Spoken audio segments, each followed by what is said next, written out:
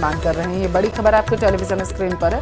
आपकी जानकारी के लिए आपको बताते चले कि जो स्थानीय ग्रामीण हैं वो लगातार थप्पड़ कांड के दौरान जो आगजनी हुई थी, जिससे ग्रामीण के जो लोग हैं उनका जो नुकसान हुआ था उसकी वो भरपाई मांग कर रहे हैं। उनका मांग है कि जितना उनका नुकसान हुआ है उसकी भरपाई की जाए। और दूसरी तरफ प्रशासन उनको समझाइश देने के लिए लगातार उनसे बातचीत भी करता रहा है। अब बताया जा रहा है कि इस पूरे मामले की जन सुनवाई जो है वो की जाएगी और सबकी जो समस्याएं हैं उनको विस्तार से सुना जाएगा। तो इस वक्त की बड़ी खबर आपके टेलीविजन स्क्रीन पर टूंक से पहुंचा रहे हैं। समरावता मामले में संभागीय आयुक्त जन सुनवाई करते हुए नजर आएंगे।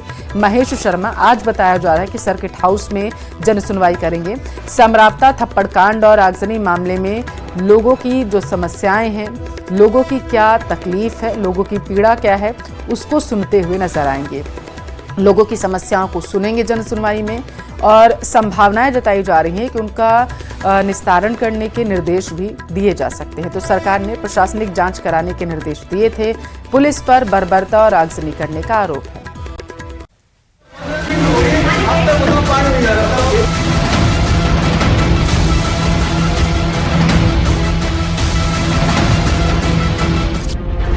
पीने के पानी पर मचा बवाल, जनप्रतिनिधियों में आया उबाल। साधारण सभा की बैठक, असाधारण हंगामा।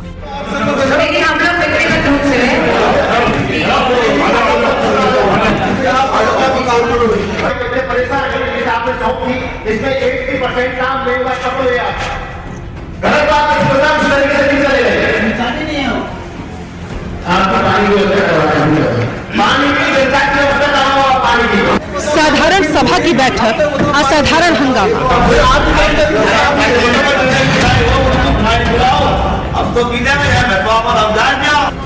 बात सिर्फ वाद विवाद तक ही सीमित नहीं रही। एक सदस्य ने तो एजेंडे को ही फेंक दिया। तस्वीरें दौसा जिला परिषद की। अब इस हंगामे की वजह समझिए। गुरुवार को बैठक शुरू होने पर सभी सदस्यों को बैठक का एजेंडा दिया गया। सबसे पहले पानी के एजेंडे पर चर्चा हुई। जल जीवन मिशन के तहत कराए गए कार्यों के दौरान टूटी सड़कों को रिपेयर करने के एजेंडे पर चर्चा हो रही थी। तभी जलदाय विभाग ने सड़कों को रिपेयर कराया जाएगा इस तरह की पालना रिपोर्ट पेश की।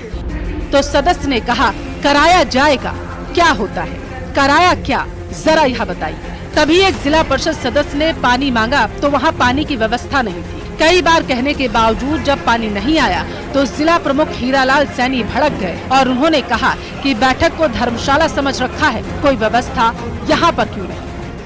आज साधारण सभा आयुक्त की गई थी। बार बार हमने निवेदन करने पर आधे घंटे हो गया था, लेकिन हमारे सदस्य, मान्य सदस्य और कर्मचारी पानी की मांग बार बार मांग कर रहे थे, लेकिन आधे घंटे तक उन्होंने कोई पानी की व्यवस्था नहीं की गई। डबल इंजन की सरकार है तो डबल इंजन की सरकार है तो फिर जनता दुखी क्यों?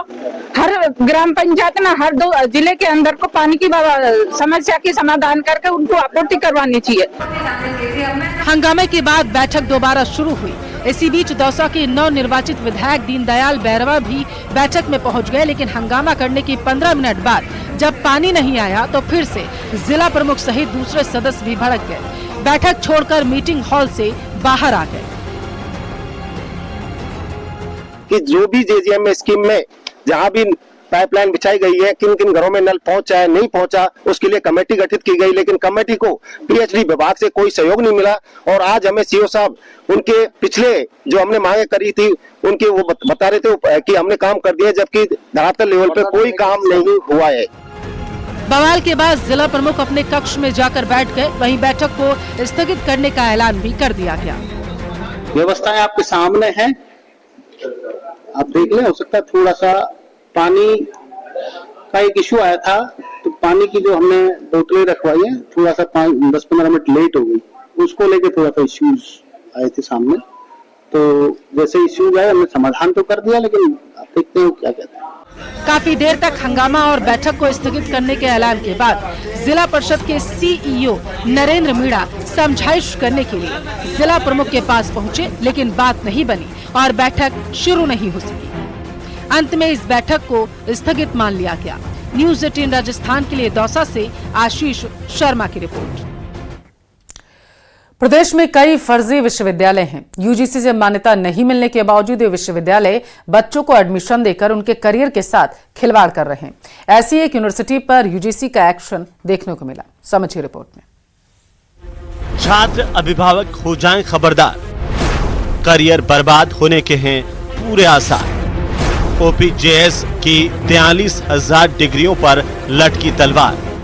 जिस विश्वविद्यालय में आप अपनी औलाद का एडमिशन कराते हैं उसकी असलियत की पड़ताल बहुत जरूरी है, वरना ऐसा नहीं हो कि जिस विश्वविद्यालय में आप अपनी औलाद का दाखिला कराने के लिए मरे जा रहे हों उसकी नींव फरेब की जमीन पर खड़ी हो और इसका पता आपको तब चले जब आपकी औलाद के हाथों में उस विश्वविद्यालय की फर्जी डिग्री आ चुकी हो। दरअसल छात्र और अभिभावक अब खबरदार हो जाएं, क्योंकि प्रदेश की सरकार की सिफारिश के बाद यूजीसी ने बड़ा एक्शन लिया है। 1 साल तक के लिए ब्लैकलिस्टेड की गई ओपीजेएस यूनिवर्सिटी, 3 सत्रों की डिग्रियों की होगी जांच, दोषियों पर आएगी आंच। जी हां, बोर्ड पर लिखे अक्षर ही नहीं, इस यूनिवर्सिटी में पढ़ने वाले छात्रों का भविष्य भी धुंधला नजर आ रहा है। दरअसल सरकारी भर्ती परीक्षा में पेपर लीक के साथ साथ राजस्थान के कई विश्वविद्यालय भी इस रैकेट में शामिल होकर पैसे लेकर फर्जी डिग्री बांटने के धंधे में जुटे थे और इसी में एक चूरू का ओपीजेएस यूनिवर्सिटी भी है, जिसे यूजीसी ने अब 1 साल तक के लिए ब्लैकलिस्ट कर दिया है। प्रदेश सरकार की सिफारिश के बाद यूजीसी के इस एक्शन पर सियासत भी शुरू हो गई है। ओपीजेएस यूनिवर्सिटी को लेकर के छात्रों की और जो अन्य शिकायत आई थी वो सबसे पहले पूर्ववर्ती वसुंधरा सरकार के शासन में आई थी और जो ज्ञात हुआ है उसमें ये भी कि शिकायतों को लेकर के जांच के लिए कमेटी भी बनाई गई। 2 बार ऐसा वसुंधरा सरकार के शासन में हुआ लेकिन कोई कार्रवाई नहीं हुई। इस कारण से हजारों नकली डिग्रियां बांटी गई। 2013 में सरकार जाते जाते कांग्रेस पार्टी की तब की सरकार ने कई सारी फर्जी यूनिवर्सिटियां राजस्थान में खड़ी की थी। अब वो निकल कर सामने आ रही है। यूजीसी ने आज एक यूनिवर्सिटी की मान्यता को रद्द किया है। ये बताने के लिए काफी कि कांग्रेस पार्टी ने शिक्षा में भी भ्रष्टाचार किस कदर फैलाया था।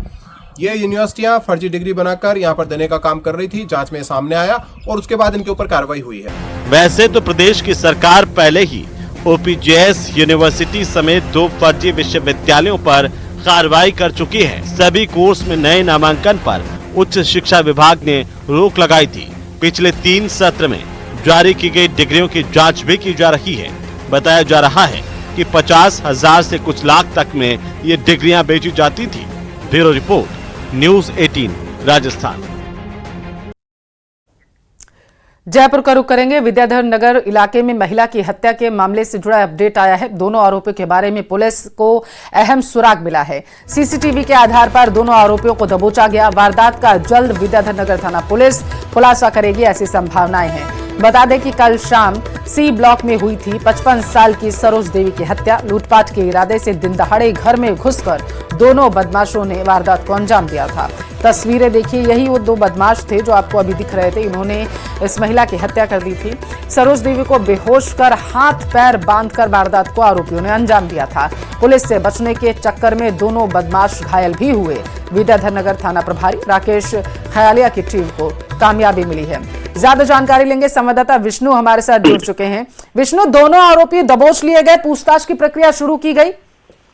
देखिए, बिल्कुल बड़ी सफलता मिली है। राकेश खयालिया जो कि एसएचओ विद्याधर नगर थाना प्रभारी और उनको टीम को सफलता मिली। 6 घंटे से भी कम वक्त में दोनों हत्यारों को पुलिस ने नामजद किया। लकी और शाहरुख के रूप में इनकी पहचान हुई, जो कि बूंदी के रहने वाले हैं।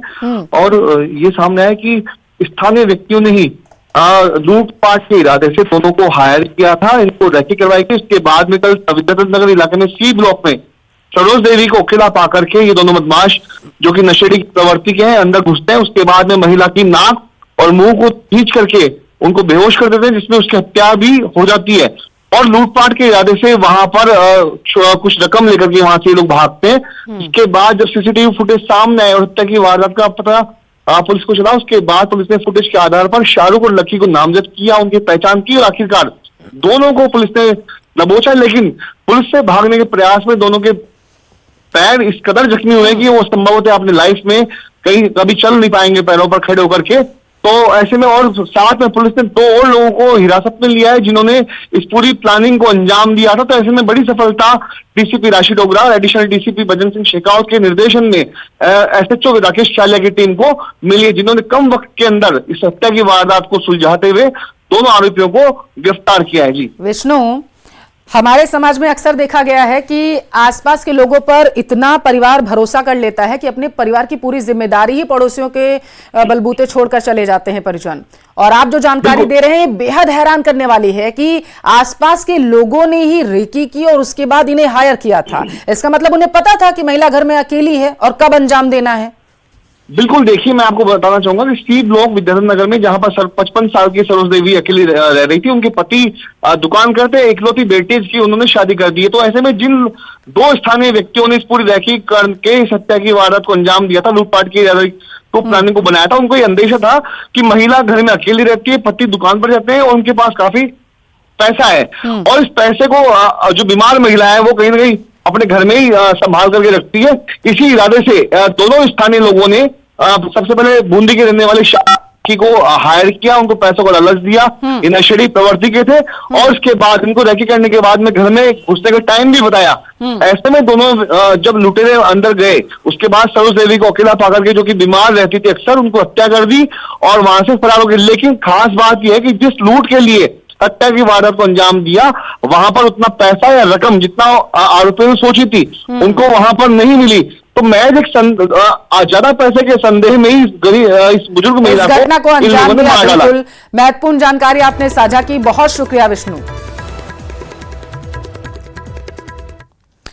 राजस्थान में कड़ाके की सर्दी ने लोगों को ठिठुरा दिया है। मौसम विभाग ने आज प्रदेश के 24 जिलों में येलो अलर्ट जारी किया। इन जिलों में घना कोहरा और कोल्ड डे रहने के आसार हैं। साथ ही घना कोहरा छाया हुआ है।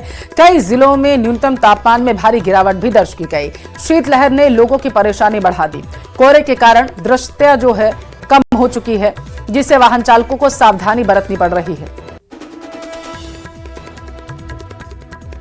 तो सर्दी से लोगों की परेशानियां बढ़ने लगी। इन 2 तस्वीरों से आप अंदाजा लगा सकते हैं। श्री गंगानगर और करौली की तस्वीरें हैं, किस तरीके से लोग जो हैं ठंड से बचने के लिए तरह तरह के जतन करते हुए नजर आ रहे हैं। दूसरी तरफ कोहरे ने पूरे इलाके को अपने आगोश में ले लिया है और इसका सबसे ज्यादा खामियाजा जो है वो राहगीरों को भुगतना पड़ रहा है। वाहन चालकों को सबसे ज्यादा परेशानी भी हो रही है और इसका सीधा असर रेल यातायात सहित हवाई यातायात पर भी पड़ रहा है, क्योंकि कई फ्लाइट्स रद्द की जा रही हैं, ट्रेनें जो हैं देरी से संचालित की जा रही हैं। दूसरी तरफ वाहन चालकों को हेडलाइट जलाकर सफर करना पड़ रहा है। प्रदेश में लगातार शीतलहर का असर देखने को मिल रहा है, जिसकी वजह से कड़ाके की ठंड जारी है। आज ही मौसम विभाग ने प्रदेश के 20 जिलों में येलो अलर्ट जारी किया है घने कोहरे का, और उसी की वजह से अल सुबह से घना कोहरा सड़कों पर छाया हुआ है। हालांकि अब धूप के खिलने के साथ साथ घना कोहरा जो है वो छिटने लगा है। लोग रोजमर्रा की तरह अपनी जिंदगी जीने के लिए, अपने कामकाज के लिए सड़कों पर निकले हैं। लेकिन सबसे खास बात है कि अब तक जो स्कूलों में छुट्टियां दी गई थी वो स्कूल की छुट्टियां एक बार फिर से निरस्त कर दी गई हैं। आज प्रदेश के सभी स्कूल खोले जाएंगे, लेकिन उनका टाइम जो है वो बढ़ा दिया गया है। इस बीच मौसम विभाग ने अलर्ट जारी किया है कि 22 जनवरी को एक बार फिर से पश्चिमी विक्षोभ का असर देखने को मिलेगा, जिसकी वजह से कहीं न कहीं प्रदेश में कई जिलों में मावठ भी देखने को मिलेगी। कैमरा पर्सन अविनाश के साथ विष्णु शर्मा, न्यूज 18 राजस्थान, जयपुर। करौली में मौसम ने बारिश के बाद सुबह से क्षेत्र में घना कोहरा छा दिया है, जिससे कारण लोगों की दिनचर्या प्रभावित हुई है। घने कोहरे के कारण तापमान में गिरावट भी दर्ज की गई, जिसकी वजह से सर्दी का एहसास लोगों को हो रहा।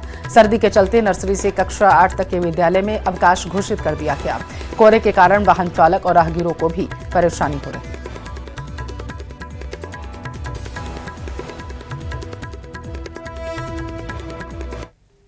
माउंट आबू में सर्दी की वजह से जनजीवन पूरी तरीके से प्रभावित हो चुका है। गुरु शिखर पर जमाव बिंदु पर बताया जा रहा है कि तापमान जो है वो पहुंचने लगा है और गुरु शिखर के मैदानी क्षेत्र में बर्फ जम चुकी है। पर्यटक रिजॉर्ट से बाहर निकलकर बर्फ को देखकर रोमांचित हो रहे हैं। तस्वीरें आप देखिए किस तरीके से पर्यटक जो है बेहद खुश हो चुके हैं, क्योंकि बर्फबारी हो रही है। ताज़ा बर्फबारी की वजह से पर्यटकों के चेहरे पर खुशी की लहर दौड़ पड़ी है।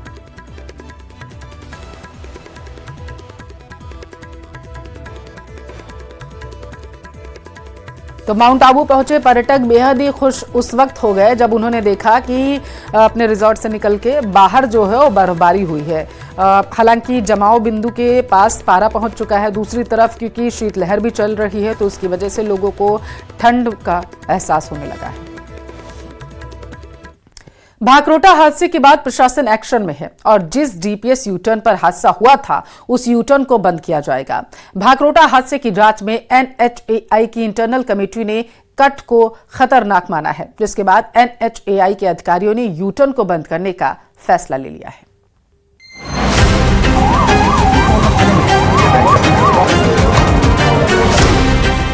भांकरोटा हादसे की जांच, सामने आया सच। इंटरनल कमेटी ने यू टर्न को माना खतरनाक। अजमेर हाईवे पर मौत का रास्ता होगा बंद।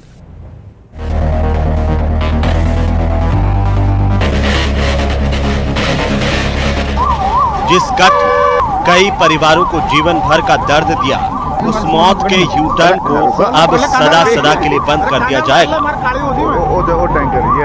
मैं ठीक उस जगह खड़ा हूं जहां 20 दिसंबर की अल सुबह एक बहुत ही खतरनाक, बहुत ही ज्यादा जो है विभत्स हादसा यहां पेश आया, जिसमें एक टैंकर जो है टैंकर जो यू टर्न ले रहा था और यू टर्न लेते हुए टैंकर में एक ट्रक ने टक्कर मारी और उसके बाद जो है एक बहुत बड़ा हादसा यहां पेश आया था। उस कट को अब ये जो कट जो दिखाई दे रहा है, इस कट को अब बंद किया जाने वाला है। जल्द ही इसको बंद करने की कार्रवाई एनएचएआई शुरू करेगा, क्योंकि इस कट के कारण कई हादसे पहले भी हो चुके हैं और अभी पिछले शनिवार को ही एक जो है कोयले से भरा ट्रक जो है यहाँ पलट गया था। दरअसल इसी मौत के यू टर्न पर 20 दिसंबर को टैंकर में आग लगने से 41 वाहन आग की चपेट में आ गए थे, जिसमें 20 लोग जिंदा जल गए थे। अब भी कई झुलसे लोगों का अस्पताल में उपचार चल रहा है। भांकरोटा हादसे की जांच में एनएचएआई की इंटरनल कमेटी ने कट को खतरनाक माना है। एनएचएआई के उच्चाधिकारियों की बैठक में कट को बंद करने का फैसला लिया गया है और जल्द ही ये यू टर्न बंद कर दिया जाएगा। ये कट इसलिए खुला रखा गया था ताकि जो गाड़ियां हैं अजमेर की तरफ से आने वाली गाड़ियां आगरा और दिल्ली के लिए जाने के लिए जो है रिंग रोड को ले सकें, इसके लिए ये कट खोला गया था। लेकिन यहाँ पर जो हादसा हुआ उससे पहले भी करीब 8-9 महीने पहले भी एक गैस से भरा टैंकर यहाँ पलट गया था। गनीमत ये थी कि उसमें किसी तरह की कोई दुर्घटना नहीं हुई, वो लीक नहीं हुआ। तो इस तरह की यहाँ घटनाएं आम होती रही। और पिछले शनिवार भी जो है यहाँ एक कोयले से भरा जो है जो ट्रक था वो जो है यहाँ से पलट गया था। दरअसल शनिवार को जयपुर अजमेर हाईवे पर शाम के 5:30 बजे डीपीएस कट पर यू टर्न लेते वक्त कोयले से भरा ट्रेलर पलट गया था। गनीमत रही कि उस वक्त ट्रेलर के आसपास कोई नहीं था, वरना जनहानि हो सकती थी। लेकिन इस हादसे ने एक बार फिर भांकरोटा हादसे की याद दिला दी।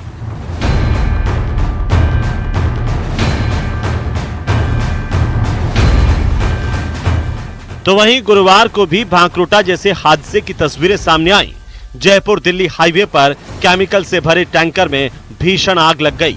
यह हादसा नेशनल हाईवे संख्या 48 पर देर रात को करीब 2 बजे हुआ, जहां केमिकल से भरा हुआ टैंकर कोटपुतली बहरोड के पनियाला गांव के पास पलट गया।